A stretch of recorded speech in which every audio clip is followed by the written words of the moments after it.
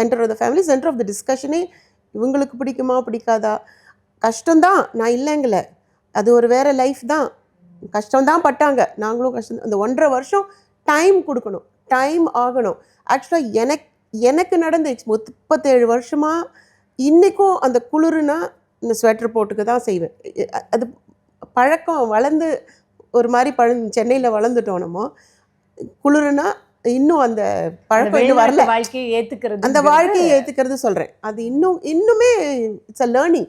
So அவங்க 60 வருஷம் she has lived with my father. அந்த life it's a different life.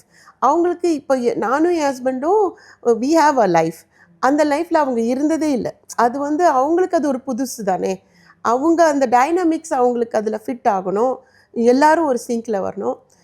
It is human behaviour தானே. So அது மட்டும் எங்களுக்கு தெரியும். டைம் ஆகும். It is difficult. அது மட்டும் நான் சொல்லி, இட்ஸ் நாட் ஈஸி.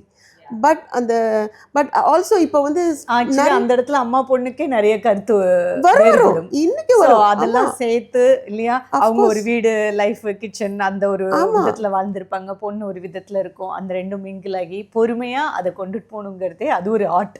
ஆமாம்மா, அது ஒரு ஆர்ட் தான். சில சமயம் பொறுமை இருக்கும், சில சமயம் பொறுமை இருக்காது. அதான் சொல்கிறேன், எல்லாமே நம்ம அம்மா கிட்ட இருக்கிற சுவாதீனம் வேறு யார்கிட்ட இருக்கும். அதுவுமே எங்களுக்கு டிஃபிகல்ட்டாக தான் இருந்தது.